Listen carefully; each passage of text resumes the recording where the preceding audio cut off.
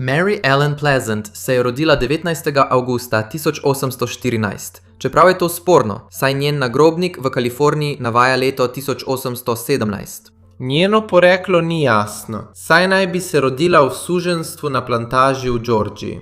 Kasneje pa je sama trdila, da se je rodila svobodna v Filadelfiji materi, ki je bila temnopolta iz Louisiane, in očetu, ki je bil Havajec. Kot mlado dekle je bila ločena od svoje družine, čeprav podrobnosti o tem, kako je do tega prišlo, niso znane. Domneva se, da je bila stara približno 10 do 13 let, ko je prispela v Nantucket v Massachusettsu, kjer je delala kot hišna pomočnica pri beli družini. V tem času je ugotovila, da je lahko biti nevidna za ljudi okoli sebe zelo koristno. Kasneje je to lastnost spremenila v svojo prednost. Ko je bila pri tej družini, so jo lepo obravnavali. Naučila se je brati, pisati in delati v trgovini. Očitno je bila družina globoko vpeta v abolicionistično gibanje. To je morda vzbudilo njeno strast do tega cilja, saj je spoznala številne znane abolicioniste. Pleasant je bila inteligentno dekle, ki se je hitro učila, čeprav ni prejela nobene formalne izobrazbe. V svoji biografiji iz leta 1902 je izjavila: "Pogosto se sprašujem, kaj bi lahko bila z izobrazbo." Na to nadaljuje z zapisom: "Pustila sem knjige ob strani in precej preučevala moške in ženske. Vedno sem opazila, da kadar imam kaj povedati, ljudje poslušajo. Ko govorim, jim nikoli ne postane dolgčas." Nekaj let kasneje se je Pleasant poročila s svojim prvim možem, ki se je imenoval James Smith. Bil je premožen dobavitelj cvetja in trgovec, ki je bil bele ali mešane rase. Smith je bil tudi odločen abolicionist in skupaj sta delala na podzemni železnici kot tako imenovana tatova sužnjev.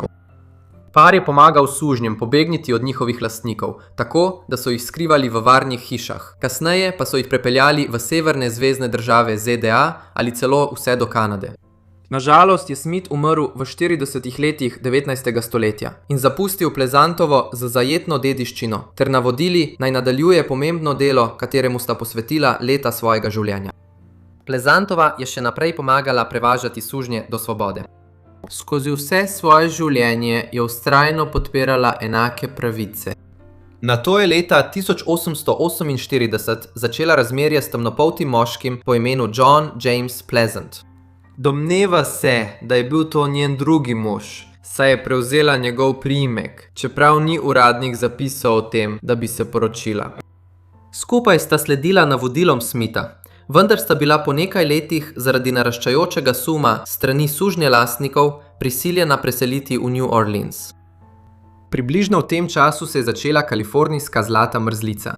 Leta 1850 se je Kalifornija pridružila Uniji kot svobodna, nesužnjelastniška država in kmalu so se razširile govorice o bogastvu, ki ga je tam mogoče pridobiti, ne glede na raso ali poreklo. Zaradi tega se je Pleasant aprila 1852 odločila zapustiti New Orleans in se odpravila v San Francisco. Kot svetlopolta, temnopolta ženska se je izdajala za belko in pri stikih z belci uporabljala priimek svojega prvega moža, da bi zmanjšala morebitno diskriminacijo. Kmalu je našla službo kot kuharica in gospodinjska pomočnica pri premožnih poslovnežih. To so bili nekateri najpomembnejši možje v mestu in zanje je delala z določenim razlogom. Za te može je bila nevidna in prav to podcenjevalno držo je najbolje izkoristila. Pleasantova je izkoristila svojo bližino, da je prebrisano prisluškovala premožnim ljudem, ki jim je stregla. S tem je dobivala namige za naložbe in sočne govorice. Biografinja Lynn Hudson je v intervjuju o Pleasantovi izjavila: "Povsem mogoče je, da so bila dela, ki jih je opravljala kot gospodinjska pomočnica, le krinka, saj je očitno zaslužila denar z naložbami. Kot kuharica v San Franciscu je Pleasantova domnevno zaslužila okoli $500 na mesec. S tem denarjem in tudi z dediščino svojega prvega moža je vlagala v nepremičnine ter v rudnike zlata in srebra. Sčasoma je zaslužila dovolj denarja, da je odprla lastno pralnico in nato širila svoje posle. V San Franciscu je Pleasantova še naprej pomagala nekdanjim sužnjem s finančno pomočjo in tako, da jim je iskala zaposlitev. Ko je postajala vse uspešnejša, je mnoge vzela v svojo službo in jim dala pomembne položaje. V premožnih belskih krogih so jo videli kot lastnico podjetja, za mnoge pa je bila ena izmed njih. Vendar je njeno pravo identiteto poznala le temnopolta skupnost. Poznali so jo kot Black City Hall, ki je prinesla podzemno železnico na zahod. Nekateri, ki jim je pomagala, so kasneje postali pomembni temnopolti voditelji v mestu.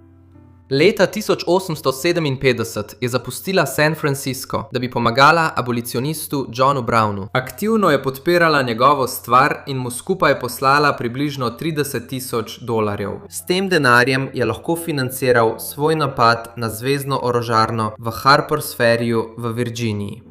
Brown je upal, da bo to povzročilo večji oborožen upor sužnjev na jugu, vendar mu načrt ni uspel. Leta 1859 se je Pleasant vrnila v San Francisco, kjer je nadaljevala z vodenjem svojih podjetij in podpirala gibanja za državljanske pravice. 2. decembra istega leta so Johna Browna obesili zaradi umora in izdaje. Po obešanju so v njegovem žepu našli listek, na katerem je pisalo: Sekira je položena ob vznožje drevesa. Ko bo zadan prvi udarec, bo na voljo več denarja za pomoč. List je bil podpisan z MEP, kar pomeni Mary Ellen Pleasant. Vendar so uradniki napačno prebrali črke in iskali nekoga z začetnicami VEP. Niso imeli pojma, kdo je napisal sporočilo, a so domnevali, da iščejo premožnega severnjaka. Pleasant nikoli ni bila osumljena in vemo, da je bila to ona, ker je to razkrila pred svojo smrtjo. Do 60. let 19. stoletja je Pleasant imela v lasti penzione in verigo uspešnih pralnic. Kljub svojemu uspehu je ostala skromna. Velikokrat se je preoblekla v služkinjo, da bi jo spregledali.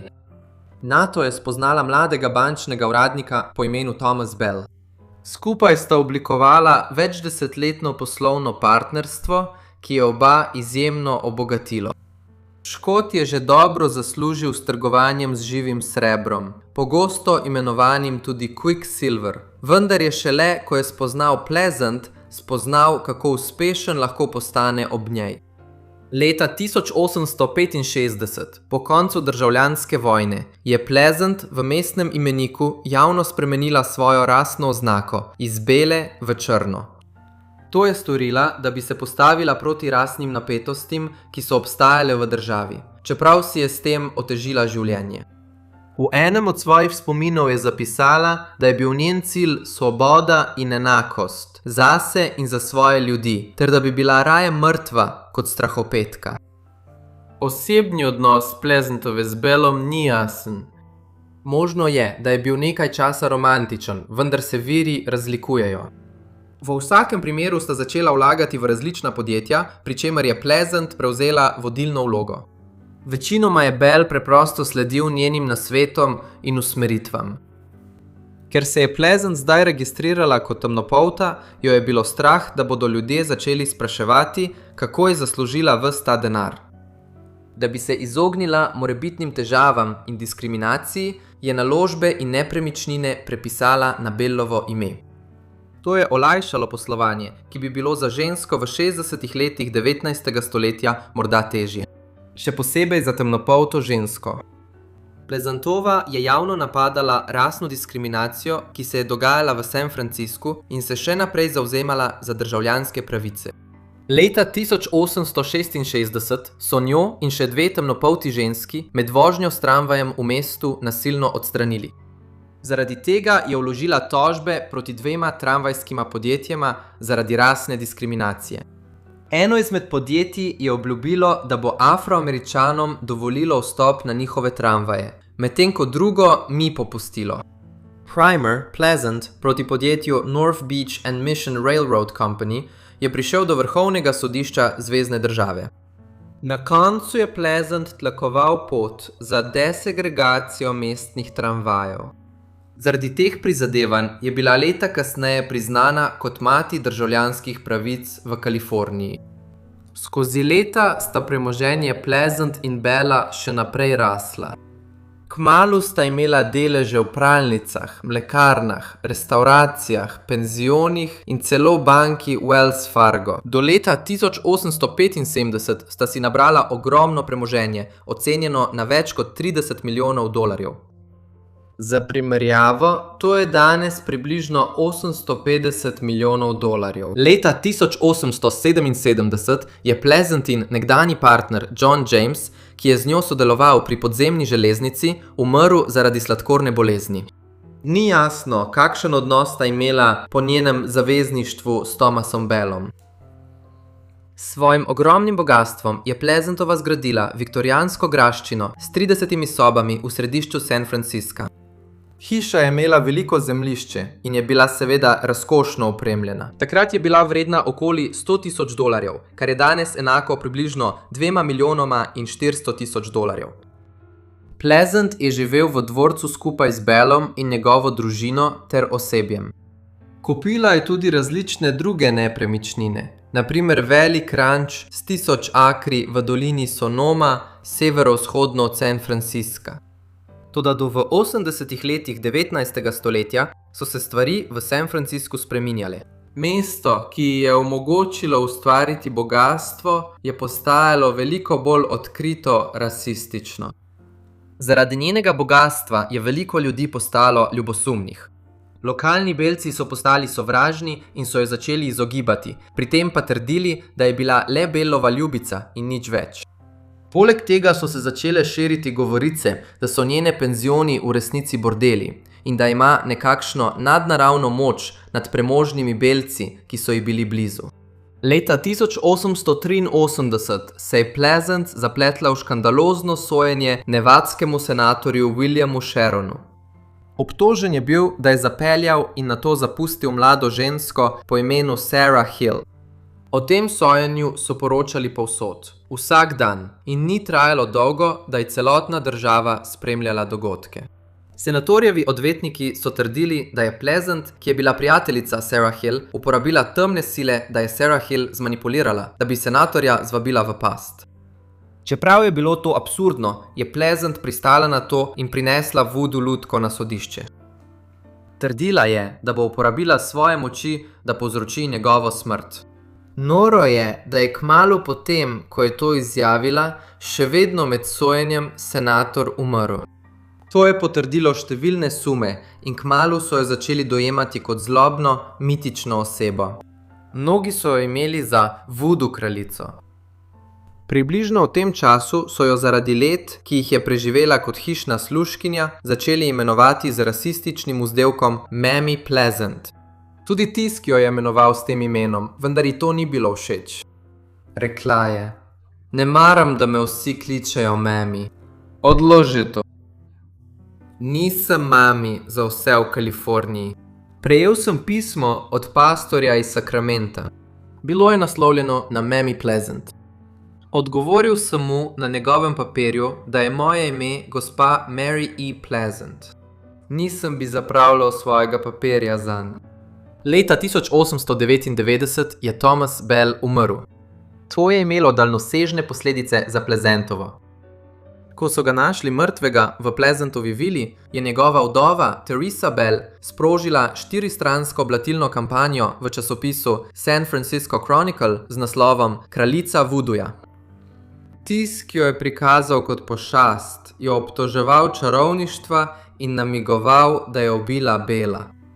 Teresa Bell in njen sin Fred Bell sta nato tožila Pleasantovo za nadzor nad skupnim večmilijonskim premoženjem. Sledila je vrsta sodnih bitk, vendar stvari za Pleasantovo niso izgledale prav nič obetavno.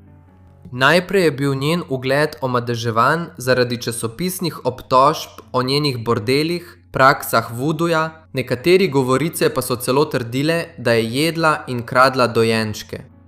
Poleg tega je bilo veliko njenih nepremičnin, vključno z dvorcem, ki ga je zasnovala in zgradila, vpisanih na Bellovo ime. Zaradi tega je bilo zelo težko dokazati lastništvo. Da bi še dodatno škodovali ugledu, so o njej širili laži. V enem primeru je zapisano, da je slabotnega Nirja Narsina Bella držala kot ujetnika v njegovi vili na vogalu Octavie in Bush, ter da je njegove otroke hranila s pasjim mesom in postanim kruhom. Kljub tem težavam je Pleasantova močno zagovarjala, da je vila res njena. Sodišču je namreč predložila dokaze, da je sama zasnovala in plačala gradnjo vile. Vendar je na koncu izgubila pravno bitko, skupaj s svojim ugledom in večino svojega premoženja. Kmalu zatem so jo izselili iz njene vile v San Franciscu in kmalu je zapadla v revščino. Ko ji je zmanjkalo premoženja, je bila odvisna od prijaznosti prijateljev, da so ji zagotovili streho nad glavo. Ob koncu svojega življenja je bila v San Franciscu znana osebnost, čeprav so jo nekateri imeli za demona. Mary Ellen Pleasant je umrla leta 1904 pri starosti 89 let. Kljub vsemu, kar ji je uspelo doseči v življenju, se je ne spominjamo tako, kot bi se je morali. To je predvsem zaradi tega, ker so bile njene dejavnosti tajne ali precej sporne. Poleg tega je njeno življenje obdano za skrivnostjo zaradi pomanjkanja dokazov. Na primer, napisala je 3 avtobiografije, vendar ima vsaka protislovja. Na smrtni postelji je prosila, naj na njen nagrobnik napišejo prijateljica Johna Browna. To je bilo dodano 60 let po njeni smrti. V San Franciscu obstaja dan posvečen Mary Ellen Pleasant in park poimenovan po njej, blizu kraja, kjer je nekoč stala njena hiša. Park je najmanjši v mestu, njen duh pa naj bi ga strašil in ponoči metal evkaliptove oreščke v ljudi, ki gredo mimo. Hvala vsem, ker ste si ogledali ta video o Mary Ellen Pleasant. Če vam je bil všeč, mi pustite všeček in komentar. Če ste novi, zakaj se ne bi naročili? To mi je bilo priporočeno po elektronski pošti, zato če imate kakšen predlog, mi pustite komentar ali pa pošljite e-pošto, ki jo lažje opazim. Kakorkoli, vidimo se v naslednji oddaji Forgotten Lives. Hvala.